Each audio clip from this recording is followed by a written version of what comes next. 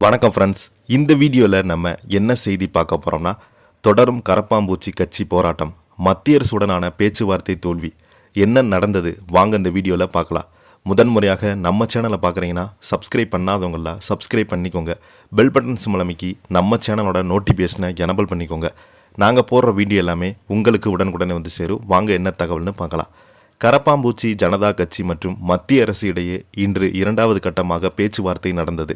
இந்த பேச்சுவார்த்தையில் மொத்தம் 5 கோரிக்கைகள் முன்வைக்கப்பட்டது. இதில் 3 மத்திய அரசு ஏற்ற நிலையில் 2 கோரிக்கைகளை ஏற்கவில்லை.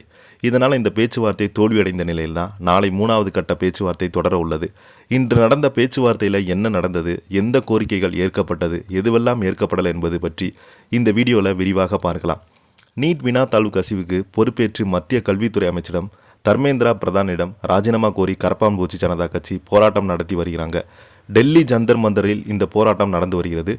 போராட்டக்காரர்களை மத்திய அரசு சார்பில் அமைச்சர் ஜே.பி. நட்டா, ஜிதேந்திர சிங் ஆகியோர் சந்தித்து பேச்சுவார்த்தை நடத்தினாங்க. ஆனால் உடன்பாடன் எட்டுப்படலை. இதனால் தொடர்ந்து போராட்டம் நடந்து வருகிறது. இந்த நிலையில் தான் இன்று இரண்டாவது கட்டமாக டெல்லியில் உள்ள அரசியலமைப்பில் கிளப்பில் பேச்சுவார்த்தை நடந்தது.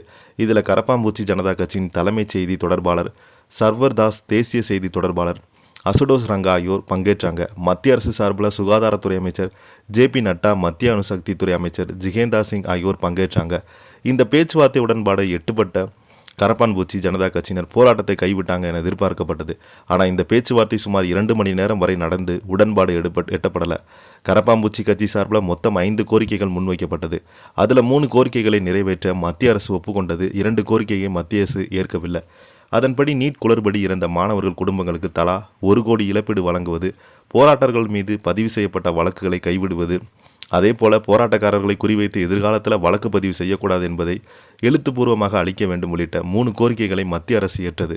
ஆனால் தர்மேந்திரா பிரதான் ராஜினாமா செய்தது மற்றும் கல்வி முறையில் 5 சீர்திருத்த அம்சங்களை ஏற்கல. கரப்பாம்பூச்சி ஜனதா கட்சியை பொறுத்தவரை மத்திய கல்வி அமைச்சர் தர்மேந்திரா பிரதான் ராஜினாமா செய்ய வேண்டும் என்பதுதான் முக்கிய கோரிக்கை.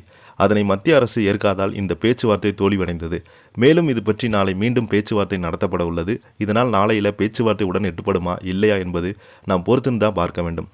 கரப்பாம்பூச்சி ஜனதா கட்சியினர் பொறுத்தவரை தர்மேந்திரா பிரதானா ராஜினாமா செய்த மட்டுமே போராட்டத்தை கைவிடுவதாக அறிவித்தாங்க. ஆனால் தற்போது வரை மத்திய அரசு கல்வி அமைச்சர் தர்மேந்திரா பிரதானை அமைச்சரவிலிருந்து விடுவிக்கவில்லை. அதற்கு மத்திய அரசு இதுவரை செவிசாய்க்கும் கிடையாது. இதனால் உடன்பாடு என்பதும் கேள்விக்குறியாக உள்ளது. இது பற்றி கரப்பான்பூச்சி ஜனதா கட்சி நிறுவன தலைவரான அபிஜித் திபே அளித்த பேட்டியில், மத்திய அமைச்சர் தர்மேந்திரா பிரதானின் ராஜினாமாவை தவிர நாங்கள் வேறு எதுவுமே ஏற்க மாட்டோம். இந்த கோரிக்கை நிறைவு வரை போராட்டம் தொடரும். எந்த காரணம் கொண்டு போராட்டம் கைவிடப்படாது.